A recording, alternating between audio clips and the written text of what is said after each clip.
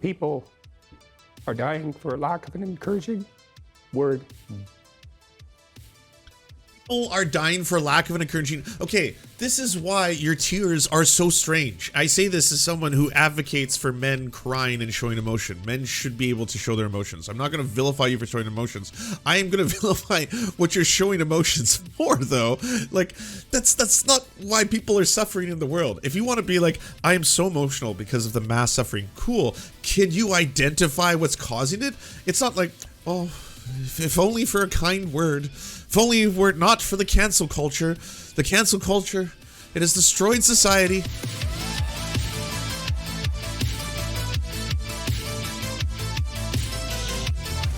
From London, this is Hell, Piers Morgan Uncensored. Yes.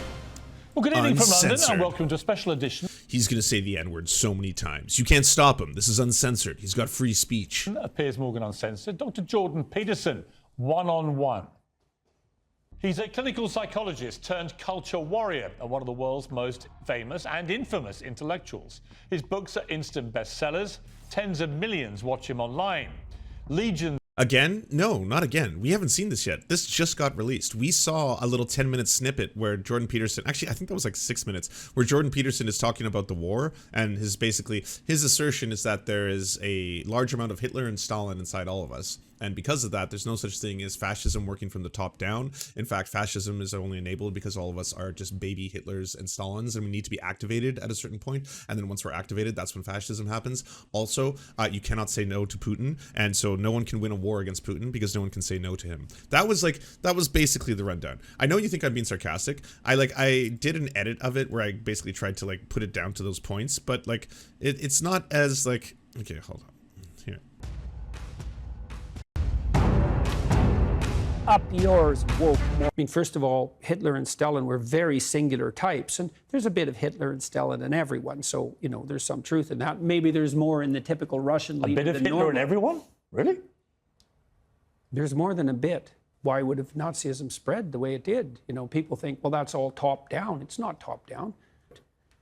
The totalitarian spirit is replicated at every level of the society, and so in a truly totalitarian state, husbands lie to their wives and parents lie to their children. And the totalitarian state is actually the grip of the lie. And so, and people will certainly go along with that. I mean we're seeing that emerge here with cancel culture. It's like, lie. If necessary, he'll use a tactical battlefield weapon. Even Yes. if it starts World War III? It won't. We can't win against. If necessary. The question from Piers Morgan was, do you think Vladimir Putin is going to use nuclear weapons? He was like, if necessary, we'll use a tactical weapon. Will it start World War III? It won't. Like, what? Vladimir Putin anyways, because you cannot win against someone you cannot say no to. Period. The World Bank already estimated that we've put 350 million people into what they call food insecurity. 350 million. That's 3 times as many as the communists managed to kill. Maybe we can manage that in a winter. But the planet has too many people on it anyway, so, you know, that's just poor people. We'll see. So that was the sample we got yesterday. Today, they've released the full 1-hour debate, uncensored. Jordan Peterson sits down with Piers Morgan. He's a fan swayed by his straight-talking guidance, What I've recommended to people is clean up your room. but his outspoken views on issues like feminism. The taming of the wild man, essentially, by the desirable and virginal woman. And if you think women don't want that, then you better bloody well come up with an explanation for 50 Shades of Grey. And gender. You won't use my pronouns, so I'm pretty sure you're my enemy, yes. Yeah, well, I know you think that, but I don't believe that using your pronouns is going to do you any good in the long run. Have made him a lightning rod for controversy. Almost 40 million people have now seen this notorious interview with a British news show. You're exercising your freedom of speech to certainly risk offending me, and that's fine. I think more power to you as far as I'm concerned. So you haven't sat there and I'm just trying to work that out. I mean, Ha, gotcha. Celebrity friends face criticism just for meeting him. He's loved, he's loathed, but he's never ignored. And tonight, Jordan Peterson is uncensored.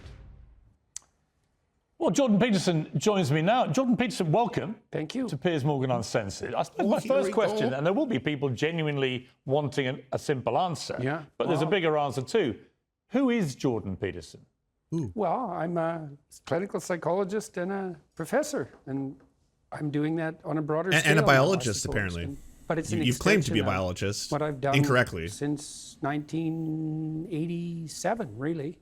I mean, I taught the same things I'm teaching, although I've expanded them all throughout my academic career, and my classes were very popular, and not popular exactly. The students found them extremely useful. Why have you become so notorious? Because I look at it as, I've actually watched a lot of your lectures. I've listened to hours So of have you I. and Joe Rogan talking So about have I. I don't see the devil that some people try and portray you as at all. Shocker, Piers Morgan. And it seems to me the one thing we may share in Kind of feels like you're both ideologically synced, you know? You might like some of his messaging. common is certainly not Oh, yeah. intellectual prowess, where unfortunately I'm many yards behind you. But what we do share, I think, is that a lot of people seem to have drawn an opinion about us based on either what they've seen in a tiny clip, taken out of context a lot of the time, or what they've been told to think about just you turned by purple other there? people. Yeah, well, Is that that's just me, or is that my ADHD? What's going on? But what we do share, I think, is that a lot of people seem to have drawn an opinion about us based on either what they've seen in a tiny clip, taken out of context a lot of the time, or what Yeah, they've been for told like one to think frame. about you by other people. Weird. Yeah, well, that's some of it. I mean, I got tangled up in a political controversy in Canada. I mean, tangled up. I put my foot in it to some degree because That I you wasn't very 100% happy put with your what foot in I it. regarded as government You lied. overreach in relationship to who is in possession of my tongue. And I That's decided a not long what time happened. ago, and really a long time ago, that I was going to say what I thought, and sort of Lie about independent it. of the outcome. You know, You often made a people career out of craft lying. their That's- speech. that's what You know, I happened. could have come here on your show, for example. I spent half an hour thinking, well, what do I want out of this show? But I don't think like that. I wanted to come here and have a conversation with you. You don't actually make notes, I'm told, before your big I make lectures and notes, but I speeches. generally don't use them. So I have to prepare, you know. And but are they different when you go on tour? Is every night different? yes, I never do the same. How do you lecture decide twice. what to talk about? Well, at the moment, sometimes I'm taking questions from the audience, and so I just do a Q&A, but I don't look at the questions before I go on stage. And I ask my wife, who asked me the questions, not to show them to me. And then if I prepare a lecture, I usually have a question in mind, often that relates to one of the topics. Yeah, this completely explains his debate with Zizek, where it really sounded like he had read the Communist Manifesto like the night before. I was like, oh, I have some thoughts and theories on this. My books, but sometimes something I'm thinking about, and then I use the lecture as an opportunity to explore that question and Okay, I'm just going to skip past the fluff piece. I want the meat speak potatoes. freely. That's nothing. That's a peripheral problem, even though that can be serious in and of itself. We're having a fight about whether or not your claim that free speech exists is nothing but a masquerade for your willingness to dominate and use power. And so if I was taking that tack, I'd say, it's all well and good for you to speak about free speech, but look, you're white and you're middle class and you're British and you're privileged, and you have this except for the theory about British. free speech that your ancestors derived, but the only reason they ever derived that to begin with is so they could exercise their power. There's no such thing as free speech. That's just a lie to mask a power claim. And that's a way worse cynical criticism of the notion of free speech than you can't speak because I don't agree with I mean, it's a form of fascism, isn't it? I mean, these people... It's worse than that even. The kind of, the ultra woke brigade out there, they categorize The ultra woke cancel culture brigade is worse than fascism. You know, the thing that we associate with, say, like the final solution and stuff. Cool and normal. themselves as liberals, but there's nothing liberal about that mentality.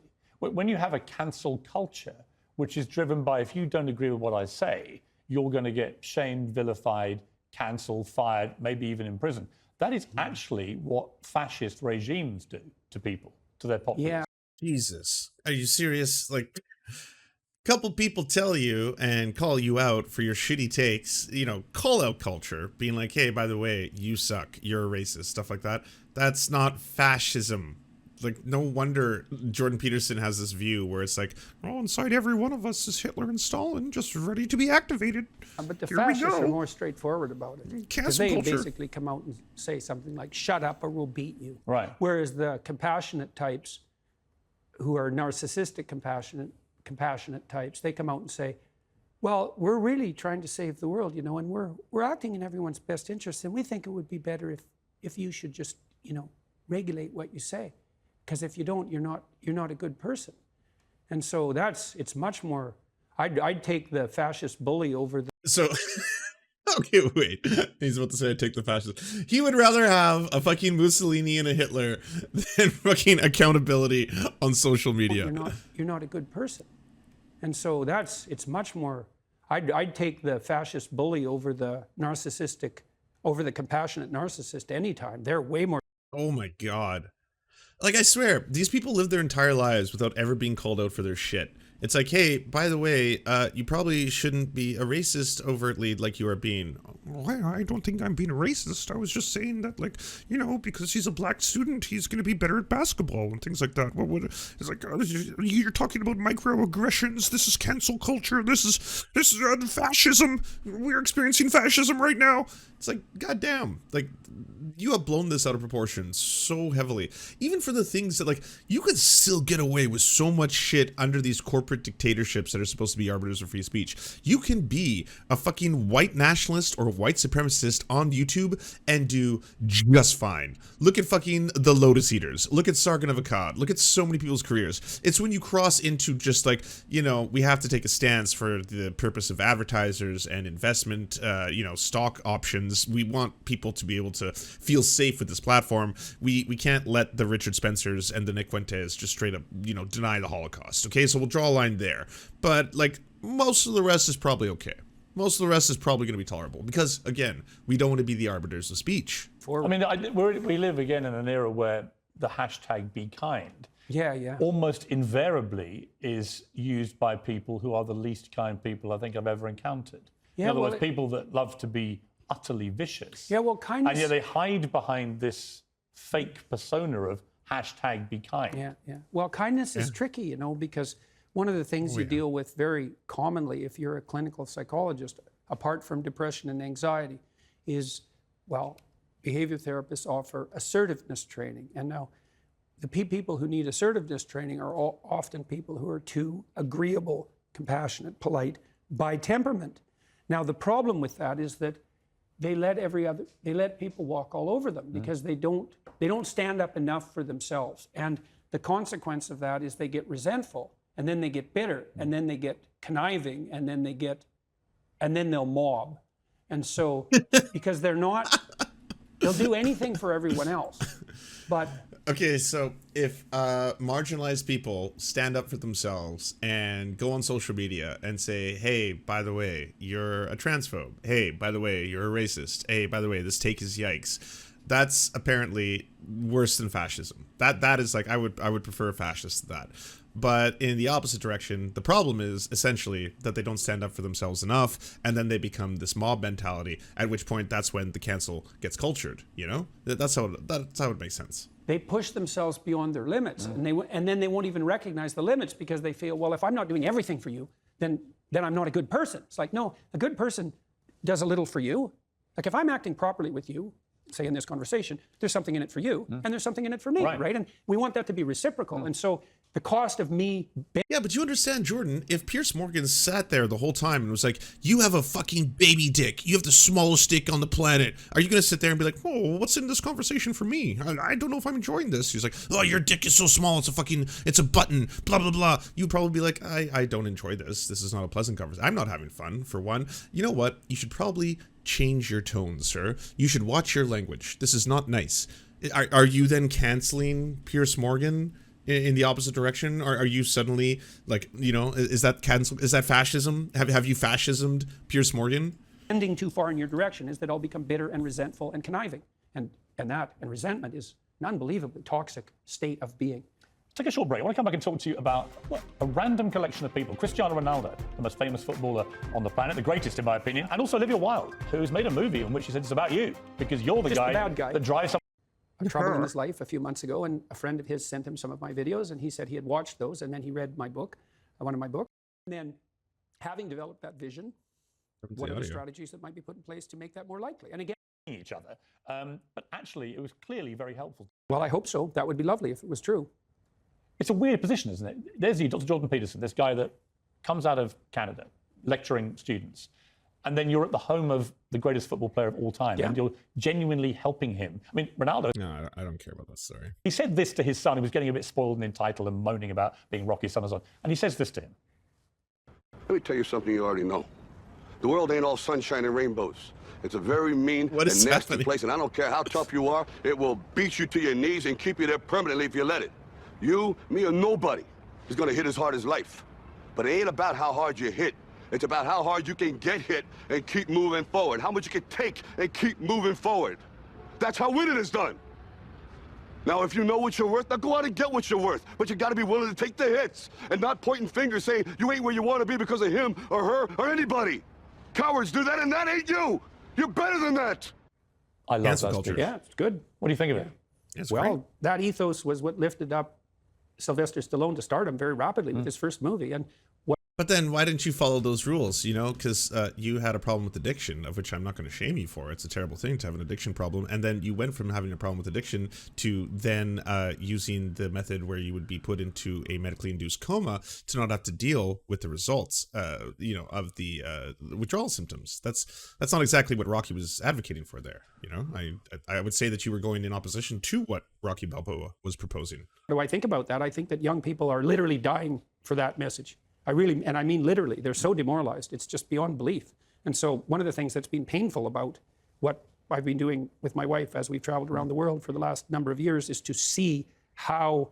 Is this toxic masculinity? I wouldn't say so. I'd say that it is good advice to be like, you know what? Be the best version of yourself that you can be. But to say that like you will be defined in your ability to take punches and be hit is just kind of weird. Ultimately, yeah, my philosophy is maximize yourselves. Everyone should maximize and try to become the best version of yourselves. You know, you could probably be healthier. You could probably exercise more. You could probably, you know, educate yourselves more, whatever it is, but also find a balance between that and enjoying your life, because if you don't enjoy your life, what's the entire purpose of having life? But maximize yourselves. But once you understand that framework, then you also have to understand how society itself is structured in such a way that it can be oppressive to different people for different things. And I mean, the Republicans and the GOP and the conservatives in Canada, they're making it very, very clear who they want to oppress. Like, it's just straight up, we want half of the population, anyone who's a woman, to not have bodily autonomy. We want to just eliminate trans kids from the earth. We are completely fine with black families in America having way less median income than white families in America. We are fine with rampant arrests of Indigenous people. We are fine with Indigenous women making up 50% of the prison population in Canada, despite making 2.5% of the population of Canada. So half of the women in prison in this country are from a demographic that makes up 2.5% of the country, but we're fine with all of this. We want this to continue, and we want these systems to perpetuate themselves and get over and over and over and over and over. Like, you have to also acknowledge that it's not just, hey kid, you know, when you get knocked down, you'll be defined by how you get back up. You know, if you can take a punch, get back up, that's what'll define you. And that's what makes a man. A man is someone who can take a couple hits and then gets back up and goes out and fights again. You know, persistence. That's a man. And it's like, okay, well, yeah, it's a good thing. Persistence is good, and it's good to be able to rise from oppression or adversity. It is.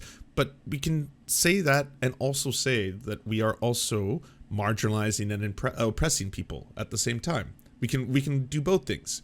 It's really good if you can take a hit and get back up.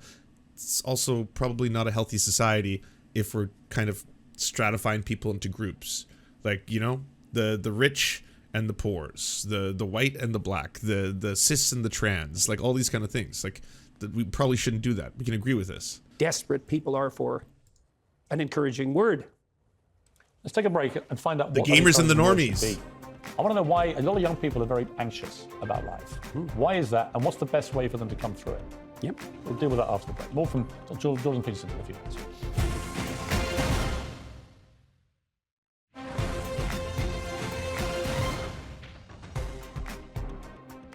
Well, welcome back to this special edition of Piers Morgan Uncensored, one-on-one with Dr. Jordan Peterson. We left him on the cliffhanger with Rocky Balboa and his address to his son about how to grow a pair, for want of a better phrase.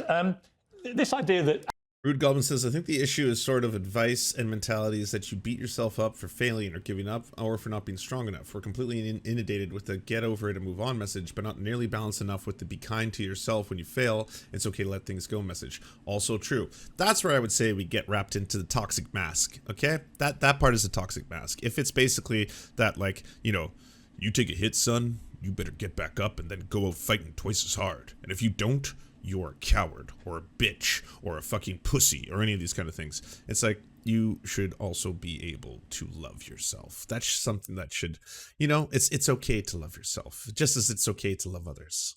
Actually, your life is defined not so much by success, because you're everyone's friend when you're successful, but by the knocks you inevitably are going to get, whether it's through losing loved ones, losing a job, you know, losing a car, whatever it may be. You're going to get hit by blows in your life of differing magnitude. Mm-hmm. And I've always believed that how you deal with the downside of life really defines how you lead the rest of your life. Mm-hmm. Well, the clip is very interesting because it starts out with the admission that life is brutally difficult and sometimes unbearably brutally difficult. And you can see the progressives playing with that notion. It's warped into this sense of victimization, but it does reflect some understanding of the underlying tragic reality of life.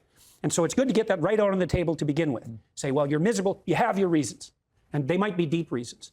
But if you let the misery demoralize you and make you bitter and cynical and cowardly and make you withdraw, then first of all, that's a failure in the highest sense on your part, and all it's going to do is make everything worse. And then you might think, well, what do you have to respond to that? How do you respond to that catastrophe and challenge? And the answer is, and this is what Rocky is telling his son in no uncertain terms, is like, terrible as things are, there's a lot more to you than you can possibly imagine. And that if you face those things forthrightly and with some faith and courage, then medically induced comas. You can have the adventure of your life and prevail even over catastrophe. And that's true. Right. So, I mean, I couldn't really get my head around why so many young people feel so anxious all the time compared to when I was young, when that wasn't really a big thing amongst my friendship group, certainly. Why are young people anxious, uncertain about the future? Tough one to think about. What a riddle. We'll never uncover this. Fucking, how will we ever know? Why is it that they're into really post-ironic humor? Why is it that they're into movements like birds aren't real or fucking whatever drag or Greg is? Like, why? Why? Every time I turn on the news, it's just nothing but a flood of amazing things and nothing stopping these amazing things from happening every single day. I'm a fucking old-ass millennial, all right? I was alive before the internet existed, and I'm uncertain about the future, okay? I can't imagine what it would be like to be a fucking 15 or 16-year-old where it's like, okay, so here's the game, all right? You play by the rules, you go to school, and then you go to college. I can't afford college. Well, okay, so you can get a student loan, and then you can go to college. And then hopefully you'll be able to pay that off and not be in perpetual debt for the rest of your life. Oh, there is a thing called interest. Don't worry. You'll find out about that later. So then you go to college, you get into a career that you want, and then you get out of school, and then you get yourself the job. It's like there's not a lot of jobs in my field because we're currently in the middle of a recession or depression, and there's a lot of problems. Seems like climate change is affecting a lot of industries. Oh shit, my town is underwater. Yeah, it's like Florida has flooded. You can see the houses moving in the, like it's gone. It's just gone. Like a lot of places are gone. A lot of places are underwater right now. I wonder why people would be a little bit stressed out, you know? And here's the only like thing I'll probably agree with the right on. Social media plays a large part in this. I say this as a social media addict, as a Twitter addict. Like, social media and its reinforcement of just perpetuating the most fucking inflammatory, angry content that keeps you glued to their systems and keeps you engaged. And the slot machine aspect of it, where you just get like new and resorted. Like, yes, that obviously exacerbates all this. But holy fuck, can I ever understand? Like, I am someone on paper who has like a lot of the check marks that the right talks about. I'm in a committed relationship with a partner, have a dog, have a job that I like, you know, I'm successful in my field, all these kind of things. And I am perpetually like, what does the future hold? So for a kid, for a 15-year-old, it's like, yeah, I imagine it's that multiplied by a magnitude I can't even like picture, you know, like just every single day. What does the future hold? Where's this all going? I'm like trying to get through my day at school. Meanwhile, the adults who run the world are just completely fine with the potential extinction of all life on Earth. So how do I balance that, you know? But I reckon it's two things. One, social media, the constant bombardment of other people having a great time or looking great, often a false imagery, and having to live up to false ideals.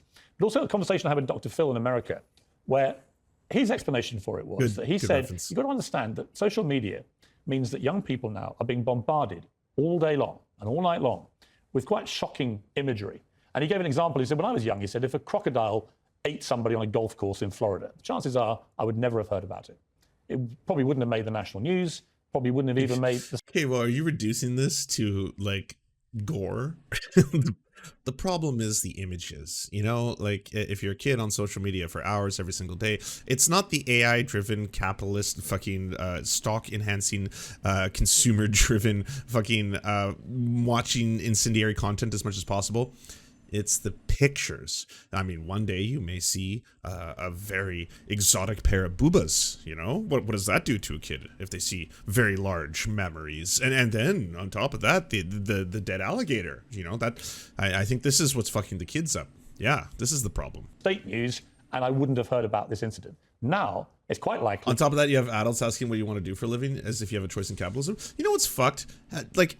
the fact that if you go to, or if you socialize with people, you're at a party and you're meeting people the first time, every single person is defined by their jobs, not by who they are. It's not like, so what are you as a person? What are you about? It's like, so what do you do? Oh, I work as an IT manager for a small tech firm over blah, blah, blah. Oh, cool. Why did you want to get into that?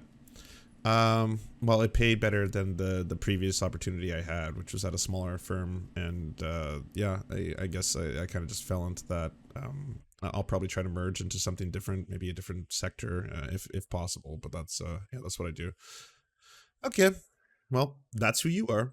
You are IT person. That forever. That's the sum total of who you are as a human. A video of the Speaking of crocodile memories, eating this Oakville, Ontario is person having a meltdown. would be whipping its way around social media within... People are protesting Oakville, Trafalgar High School. Oh, the teacher with the massive prosthetic breasts. Okay, I'm waiting to see what this is. I have seen already, and I want this to be debunked, but I want to see if this was some kind of like a right-wing, I don't know, because there's been people online saying like, this doesn't make sense. How did this individual get away with this at the school for so long? What exactly is going on? Samer, thank you. Or Samer? Samer, thank you very much. Appreciate it. But the teacher with the enormous prosthetic breasts that Tucker Carlson can't stop talking about, and talking about expansion porn and all that kind of stuff, like that dress code clearly violates their standards and practices. Tucker mixed up the name of the teacher. I saw that one, but something isn't right. This doesn't, like, something seems entirely off about this story. Half an hour. And young kids will be sharing it, disseminating it, and being exposed to this constant imagery all the time of quite unsettling and shocking imagery. What do you think of that theory? And that, I think that in itself was adding to a sense of everything's terrible. Well, I think it's a corollary of an information overload theory, right? I mean, one of the advantages to having the computational power we have is that everything is at your fingertips. A sense that everything is terrible. So we're reaching a point right now where I believe, 6 human beings own like half the wealth of the entire planet. Like, and that's not changing. We're just continuously funneling money into the hands of the very few. Things are getting worse. I think people need to reckon with that. Stop doing this weird ass Steven Pinker thing where it's like, well, actually, by all metrics, the life has become exceedingly better for every single person in every single way. As you can see, complete overall poverty has decreased rapidly, blah, blah, blah. It's like, oh, what if you take China out of your equation? I'm not going to do that. No, I'm not. If I took China out of this, the numbers are really different. Also, I'm not going to change the number in relation to how much abject poverty is. I'm going to keep it at about $2 a day. And like, well, there's a lot of parts of the world where they don't even earn that. Yeah, true. But that would hurt. That would hurt my overall theory, because I have a theory, and rather than trying to find out if it's real or not, I just want to put it out there that life is getting better for everybody in the world. How's that climate change doing? Yeah, we're barreling towards the 1.5, eh? I remember thinking the 1.5 was that was like, we can't get there. Don't do that. If we do that, it's dangerous. It's very dangerous. It'll have catastrophic events. It'll start to have effects on so many different planetary systems, as well as population densities, as well as migration, mass death, starvation. We can't do 1.5. Let's collectively work together, because we're all on the same team. We'll never get to that number. And now it's like, we need to start embracing that we're going to be hitting the 1.5 real fast. Real fast. Yeah. Back in the day, 1.5 was seen as like, we'll never get there. We will stop that. We are better than that collectively as humanity. Now it's like, okay, so we're going to hit the 1.5. What we need to start thinking about is what 2 will do. What'll 2 will do? What's the ocean rise? What's the levels? What's the, you know, how much the blah, blah, blah. Hey, Pakistan's underwater. That's the thing. Florida too now. Yeah, the east coast of Canada. Yeah, it seems like these extreme weather events are becoming more extreme, you know? Maybe we should do something about that. Maybe we shouldn't keep subsidizing the oil and gas companies. Maybe we should do a windfall tax at the very least on these companies to pay for the damage and destruction that the profits they reap are basically causing on the earth. That would be nice, right? But hey. And the disadvantage is that everything's in your face. And by everything, it might be 40 million pornographic images. Like, that's a lot. Or an endless... Oh, he went there. I was joking about the boobas. Yeah, so when I log into Twitter, and I do follow quite a few sex workers, I'm not bombarded with 40 million pornographic images. I mean, if I wanted to see 40 million pornographic images, I could. I do have access to that thanks to the internet. But I don't think placing the blame on social media and just the hyper proliferation of pornography would be distinctly in their hands. You know, I don't think that's the thing. Array of tragic scenarios, and really endless. And so that's a problem. And the problem... Also, I'm just saying this as someone who loves tits. When I see tits, they don't make me anxious. I don't see a pair of breasts, and I'm like, oof, man, the depression is ramping up. I mean, I can't say that for people who might not enjoy the female breast. Maybe there are amongst you who enjoy female breasts, and they also give you depression, but I don't know. It doesn't... That's just one guy's opinion. The fundamental problem is, how do you handle the fire hose of information? And no one really knows the answer to that. But we should also point out that it's no wonder that young people are demoralized and anxious, because we're doing everything we can to demoralize them and make them anxious. So on the masculine front, we tell young boys that, well, the world's a terrible patriarchal tyranny, and all of that patriarchal tyranny, which is the whole explanation for history, has done nothing but oppress and exploit people and destroy the planet. And so that any manifestation of that masculine impulse on your part is equivalent to the world-destroying force. Well, all masculinity now is... Oh my God, that is such a fucking straw man. I'm going to use the word man here. Straw man for sure. Yeah. Patriarchy is bad for men and for women. You know, it is a destructive force. I don't know.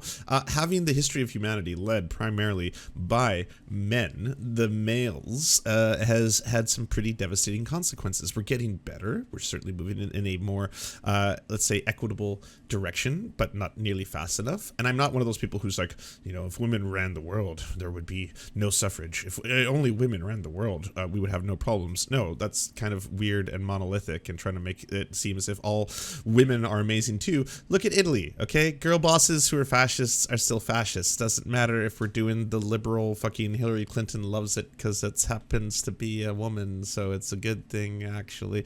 But at the same time, yeah, we should be ending patriarchy. We really should. And I mean, I think that starts from the ground on up. We should stop trying to impose so many things on dudes, you know? Stop trying to make dudes think that they have to be the conquerors. Stop making dudes think that they have to be able to get anything they want whenever they want it. Doesn't matter if it has consent or not, but you're a dude. You gotta succeed. You're a man. Don't show emotion. Be strong, you know? Conquer.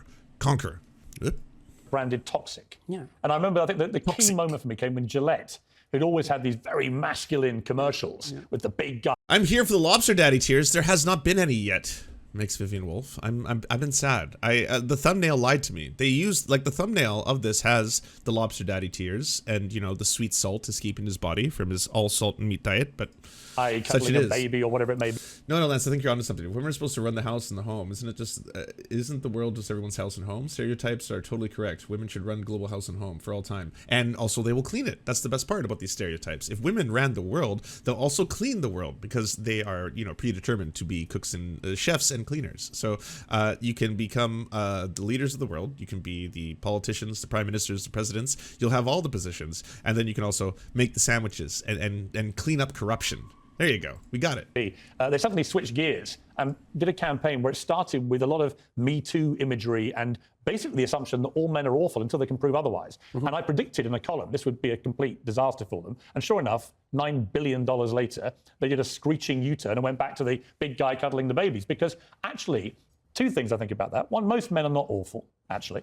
And secondly, not all the time. No, some men are, obviously. Some women... You said that we all have Hitler inside us, and we all have Stalin inside us, and it needs to be activated, and that's how fascism. Okay. Pretty awful. But not most of them. But if you try saying that, you're not getting cancelled. But I think also this thing that you've got into trouble about, which I don't understand why, that you believe that most women probably quite like their men to be strong and confident. Shit, here we go. I don't believe that. All the data shows that clearly. Okay. Across cultural samples and has for 50 years. Plus, everyone knows it. Anecdotally, most. Hey, this is a very generic thing you just said. Like, they want all people, sorry, all women want all men to be strong and confident. First off, confident. Yeah, everyone likes confidence. Doesn't like confidence is infectious. Confidence is reassuring. Confidence is nice. Obviously, I would say that goes in both directions. Men would like confident women as well, you know, not too confident. They need to know their place, put on their makeup, and of course cook us sandwiches. But ultimately, yeah, fine, confident. Strong. What do you mean by strong? Strong can mean so many things. Strength of character, strength of will. Do you mean physically strong? Do you need men to just have massive muscles the whole time? Do they all need to look like young Schwarzeneggers? Well, I mean,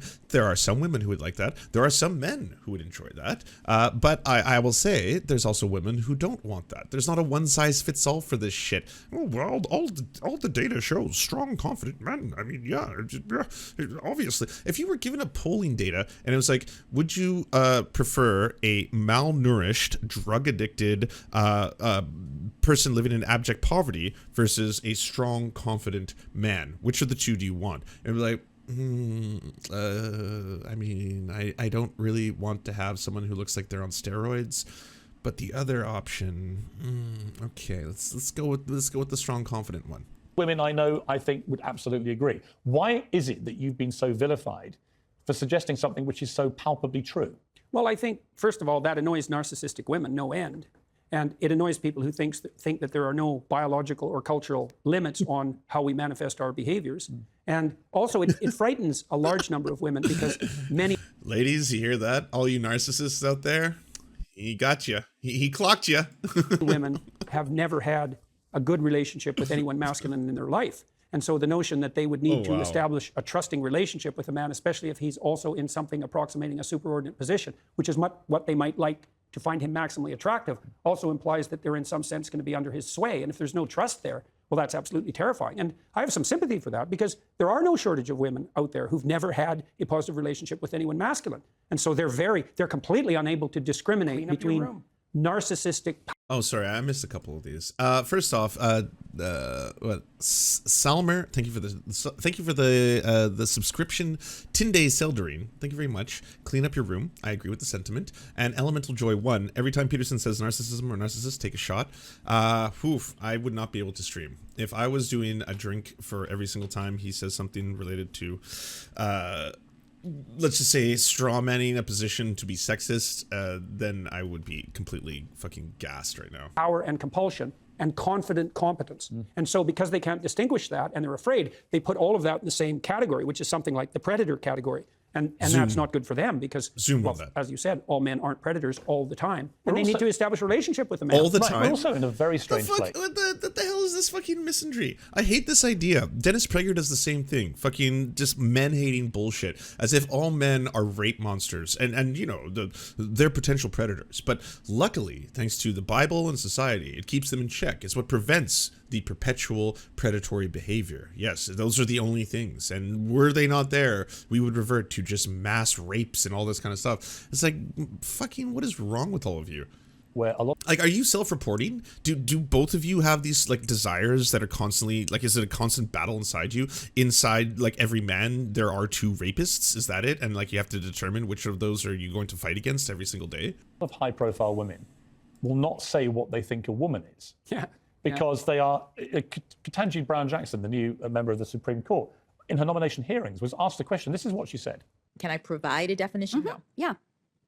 I can't. You can't? Not in this context. So I'm not a biologist. It was a riveting moment because you're going to... It was a riveting moment. Are you going to show the earlier part where she was like, question, what is a woman? And she's like, I know that I'm one. That's a really good answer. But you're not going to show it, are you? Gonna cut to the other part, because that part gets the clicks. Okay. The Supreme Court of the United States of America. Inside of you are two wolves. Both of them are gay. You're gay. I'm only about 25% gay, unfortunately. you're a woman. You're the first black woman on the court. And that in itself, I know you've raised eyebrows about why did Joe Biden go out there and say we need to have a black woman? Why not just say we want the best person available? And then if she's the best person, get her on the court, which I completely agree with. But for her not to be able to commit to explaining what she thinks a woman is. And then I had a moment on this show where Macy Gray, the singer, did stick her neck out. And she said this.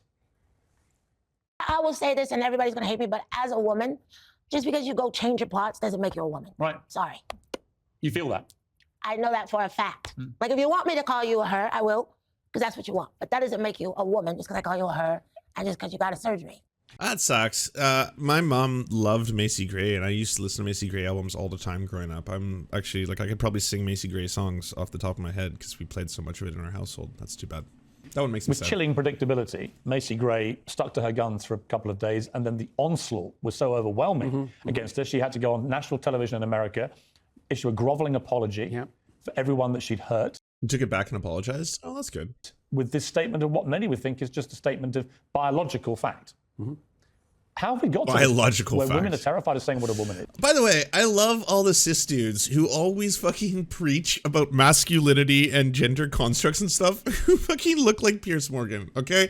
I'm not trying to body shame him in any way, but I'm trying to say that there is absolutely no stereotype. We shouldn't be monolithic in this. It's not like, well, this is a man, clearly. Do you see the rippling muscles? Do you see the jawline? Yes, these Chad-like features. This is a man, but this is not a man. You see this person here, too feminine, I'd say. Yes, we will not allow the cat boys into the entire masculine movement because they are a little too feminized. We can't have cat boys ruin this entire thing for us. It's like, why does there have to be a fucking standard? Why is it like a man can only be this one thing? It is so fucking rigid and honestly useless. Useless. Like, men can be a many splendid thing. Stop trying to reduce it to just like how big are the muscles, you know? And women who do say what they think it is, i.e. there are clear biological distinctions between a man and a woman, they get destroyed. Well, we've accepted this preposterous hypothesis that your identity is only subjectively defined. And as I've tried to point out on some of my lectures, the only people who think their identity is subjectively defined are 2-year-olds. And I mean that technically, because 2-year-olds... It's coming from the crowd that thinks the only thing that defines a dude is a fucking penis. I'm sorry. And I'm saying this as someone who loves dicks, all right?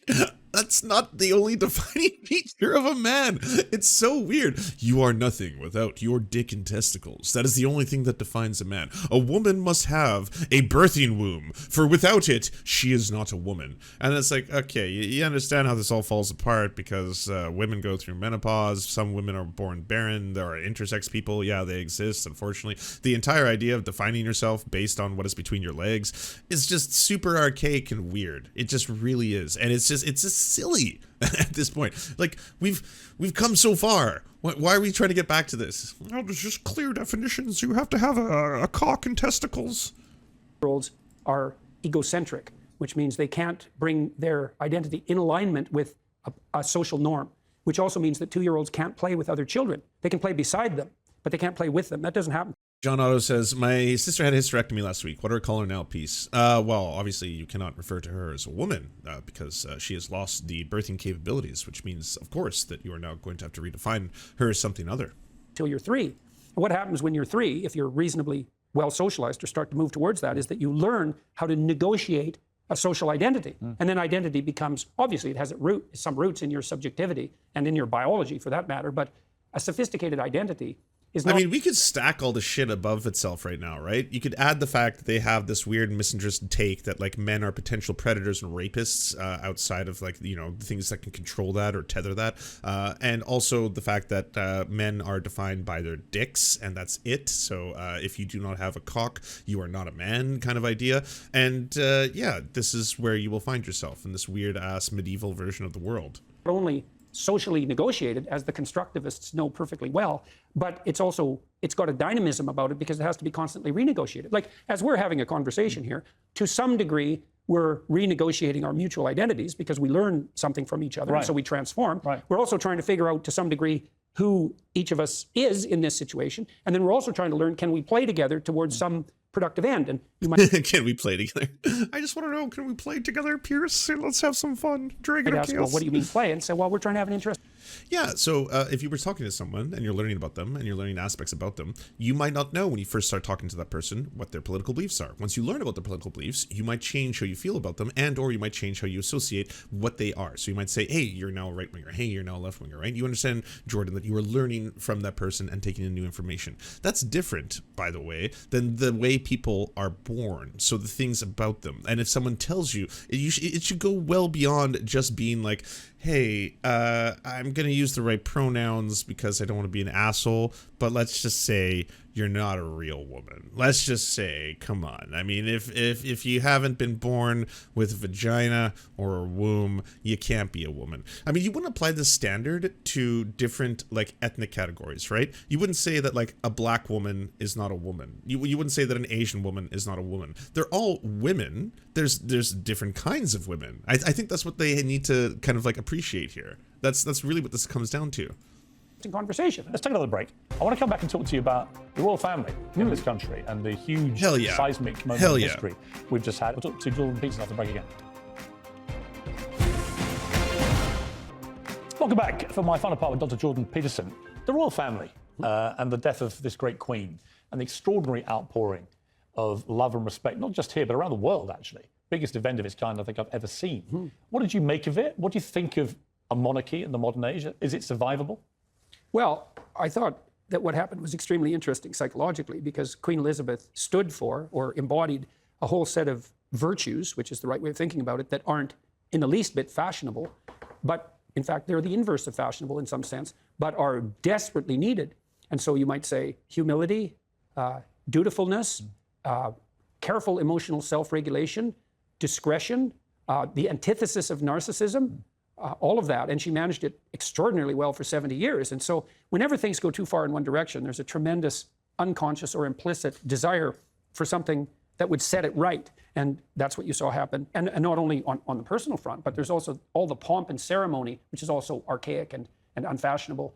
That was all part of that you Brits managed so spectacularly. That was all. People are just dying for that beauty. What I felt was, I felt like the country, before this happened, 2 weeks before it felt like the whole country was in a shambolic state, that everything was going wrong in our country.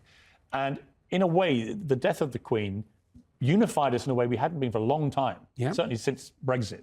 No one was talking about hot button political issues or social issues. They're all talking about one thing. And then it also reinforced our national identity. Oh, yeah. In a way that actually made the world look on with great awe about the procession, our military, our royal family, the country. It made people feel good about Britain again. And therefore made British people feel good about themselves again. Yeah, well, you guys have lots to feel good about. And that's not the standard mantra of the modern world. You know, this is an unbelievably admirable country for all its flaws.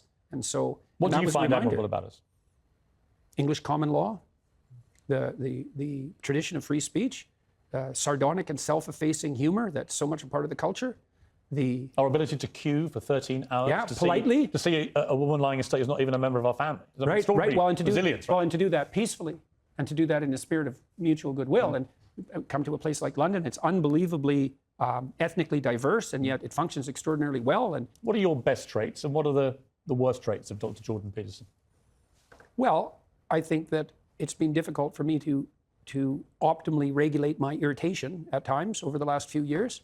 And I'm trying to get that right, to figure out because a lot of things that have happened have outraged me. And then I'm not exactly sure what emotional tone to take as a consequence of that outrage. And that's a very complicated thing to figure out.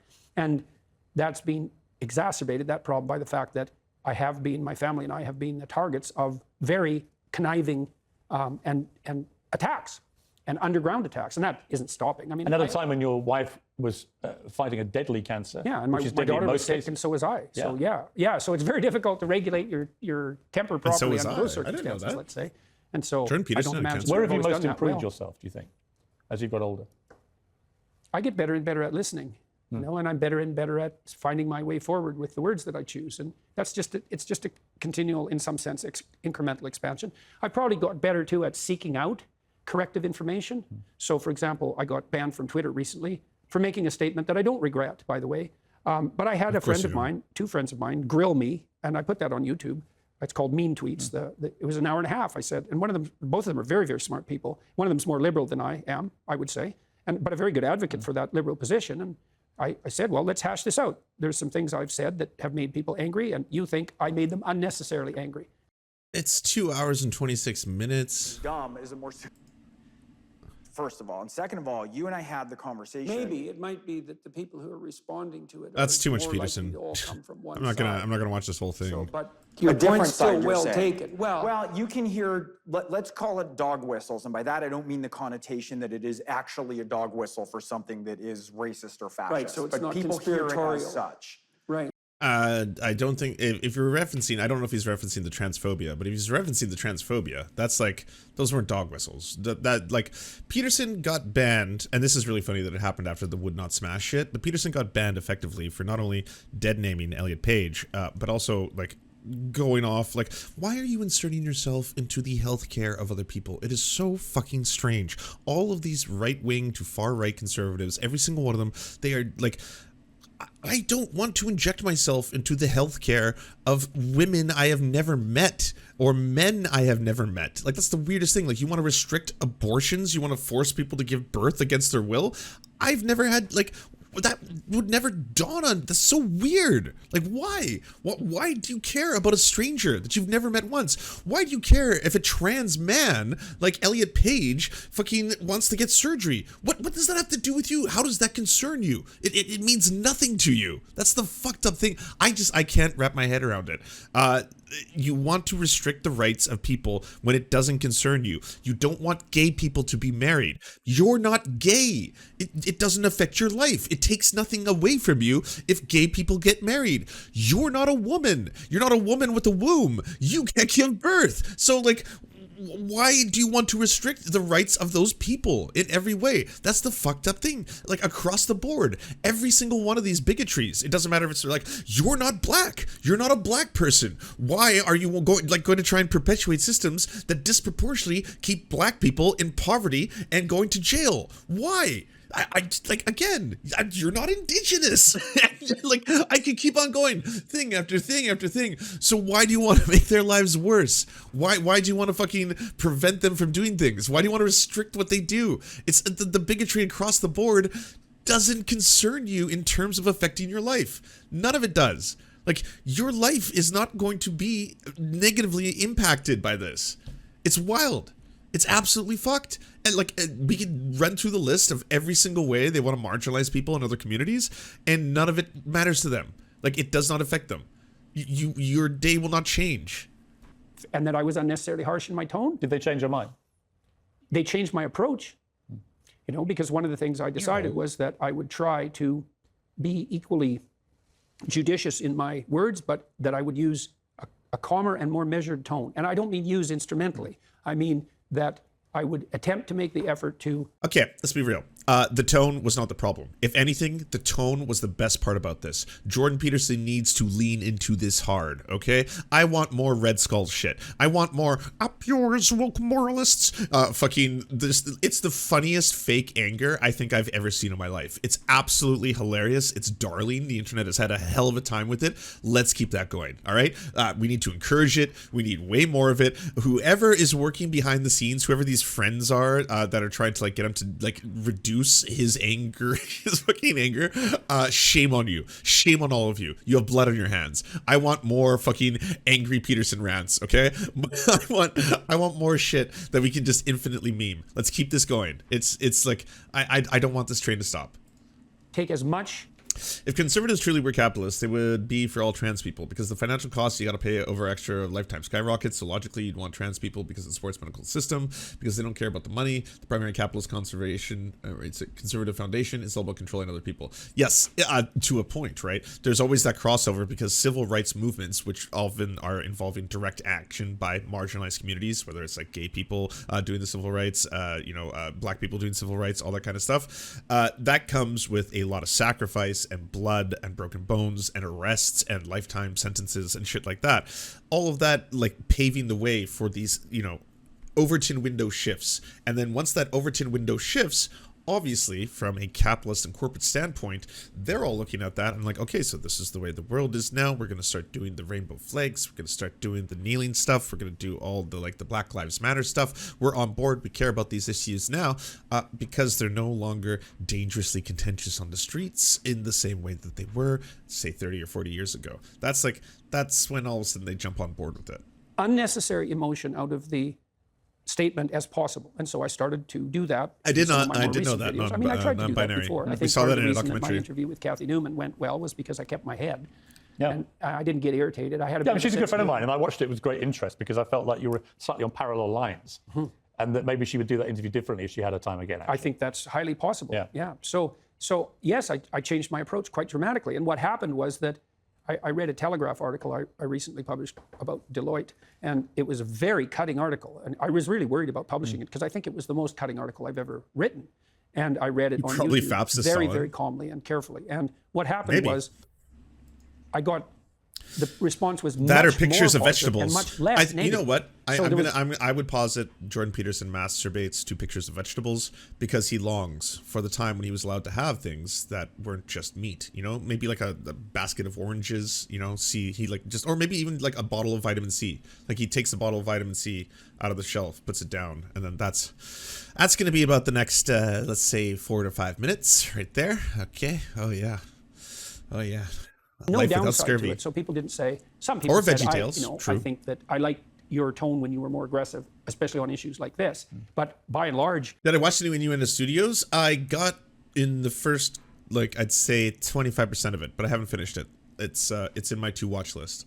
It worked even better because I could be careful in what I was discriminating. And then to ally that with calmness actually made it more potent rather than less. And so that was very interesting. And I mean, he's gonna get scurvy or suffer liver failure. Like, let's be real. I think all of these carnivore diet, Michaela Peterson advocates, all of those groups, I think they're taking supplements. Like you could not literally just eat raw meat and salt all day, every day, like all the time. Like, you would have scurvy like sailors used to get. I think they take supplements or they enjoy an orange every now and then, or I don't know, whatever they got to do to get some vitamin C in their lives. But like, I don't think they're literally eating raw meat and salt all the time. I mean, I could be wrong, but like, I think Jordan Peterson would have lesions if that was the case. We had a very serious discussion about this, my friends and I. I had a lot of people with me in Miami when this was happening, across the political spectrum. We had a very healthy debate for a couple of hours about whether or not I had gone beyond some reasonable limit in the way I was conducting myself, say, on YouTube and Twitter. And some people were very strongly advocating for more of what I was doing and even harsher. And others were saying, well, you're alienating people that you could otherwise communicate with unnecessarily. See, it's interesting about the listening. Like one of my sons, two of my sons have come today because they just wanted to listen to this. Very unusual. By the way, none of this was about the fucking tone. No one cares that you were a fucking cartoon supervillain clown. Like that was the best part about it. It was the shit you were saying. Like just outward bigotry, hardcore transphobia, going through this entire weird, like it was so much more work for him to be transphobic in that video. The fact that he had to like record himself being like he, she, they, he, they, like that, this is so much more work to be a bigot. You were going through the trouble of adding all these other pronouns just to be like, oh, what is anyone really? He, she, they, we can just be anything we want. We can just decide whatever. Like it was terrible. It was so much more work. Clinical diagnosis, B. Well, you're probably optimally disagreeable for your profession, because you can listen, but you're also not a pushover. And that's a very fine line, right? Because if you're too assertive or aggressive, then you get domineering. I'd say he's more of a taint. Enough, then you're a pushover. And this was also the case with Kathy He's Newman. kind of just a She's taint. quite disagreeable, and that's a masculine trait, by the way. And it was one of the things I think she'd gone into it in a way. So how we started the interview, she'd gone into it, I think, with a preconceived idea of what you would be like, and sort of stuck to that. Yeah. She's actually a very skillful journalist and interviewer, and I was surprised the way that interview went when I was watching it. And I think it was because she just had an idea of what she thought you would be. Well, I think she also had an idea of what the optimal outcome of the interview might be. And I think a lot of the journalists who've gone after me in some sense. Okay, this is so boring. There's been like 3 good moments. By that time, as far as critiques go, that was kind of low level. I mean, once I got painted as Red Skull, magical super Nazi, that was kind of the end of the insults. There's no place past that. So When Olivia Wilde made those comments, the first thing I did was go look at the preview for a movie, which I quite liked. I thought I would go see that movie probably, and perhaps I will.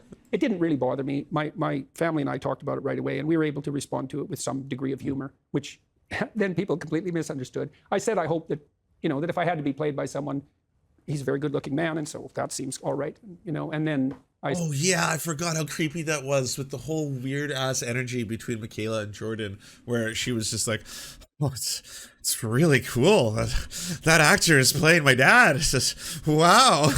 Said something like, "I hope he gets my fashion style choice right when he plays me," and it was a joke. All that was a joke. I mean, you've been so controlled today, and yet in that brief moment, you got very emotional. Why? It's really something to see.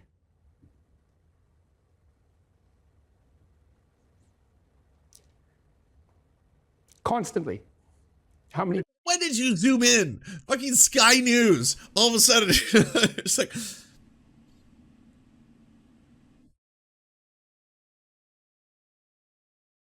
Oh, hey. People are dying for lack of an encouraging word. People are dying for lack of an encouraging. Okay, this is why your tears are so strange. I say this as someone who advocates for men crying and showing emotion. Men should be able to show their emotions. I'm not going to vilify you for showing emotions. I am going to vilify what you're showing emotions for, though. Like, that's not why people are suffering in the world. If you want to be like, I am so emotional because of the mass suffering, cool. Can you identify what's causing it?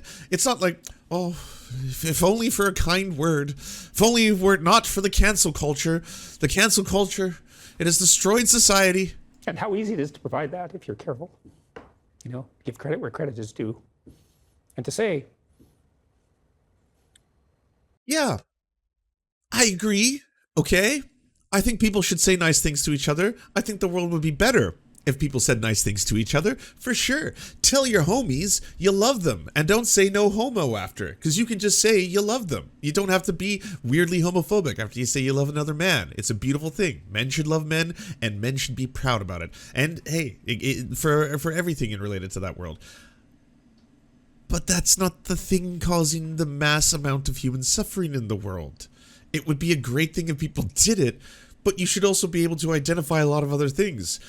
Structural racism, white supremacy, exploitation under capitalism, mass amounts of pollution, mass amounts of carbon dioxide being put into the atmosphere because, again, the previous things I mentioned, profit motive under capitalism, mass starvation despite the fact that we're producing a lot of food on the world. In the West, we throw out half of our food, half of it, ugly vegetables in the garbage with you. Oh, it's not a perfect looking carrot in the garbage. Like, there's a lot of things that are making the world a worse place.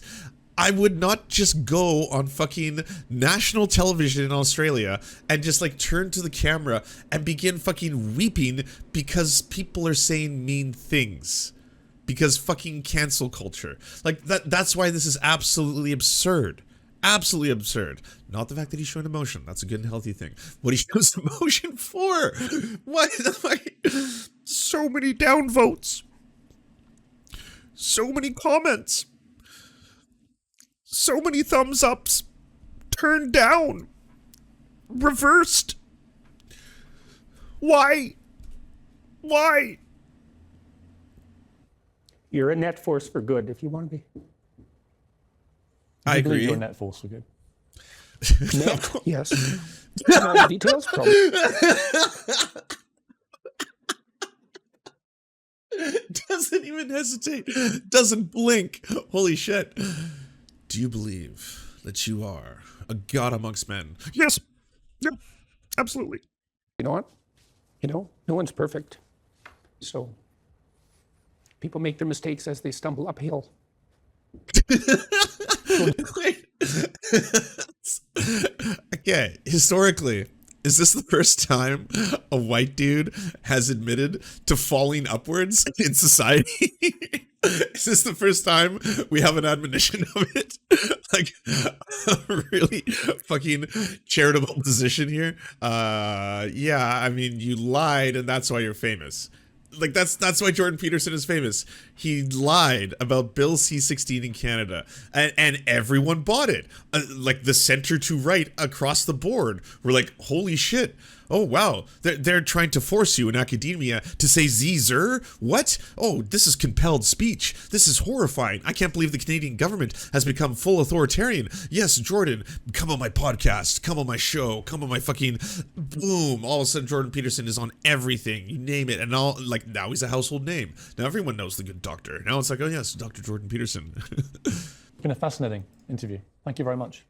Thank you. You've got this new box set out. Yeah, I'm pretty happy about that. Jordan B. Peterson, 24 Rules for Life. Oh, yeah. How did I come up with that title? Wow. Yeah. And that's not to say that there isn't a whole bunch of people who are white and who have succeeded because, again, the content of their character, it is true. There's a lot of very famous white people who are also amazing people and have succeeded because they're hardworking and deserve everything they have. That's one thing. Jordan Peterson is not that. Jordan Peterson is 100% a grifter who has lied multiple times throughout his career and become famous because of it, and does not live by his own rules, by the way. And yeah, I guess maybe we're all hypocrites. I advocate for a lot of things, and yet I will drive a car, even though I believe that climate change is a really bad thing. I will drive a car. So we try to manage our own hypocrisy, but I wouldn't set out my fucking tablets. You know, I wouldn't come out here and like, here are the laws for life. So say Lance, these are the rules you must live by, okay? Do not think anything disparaging about your parents. Pet a cat, like blah, blah, blah. And come on from on high as if these are the rules, all right? You know what? These aren't the only rules. I got 24 more. 24 more rules for life that you can buy and learn about. And Beyond Order, fascinating books. They've sold how many millions now? Well, 12 Rules sold 7, and I think Beyond Order is approaching 1 million now. So yeah, they're doing just fine.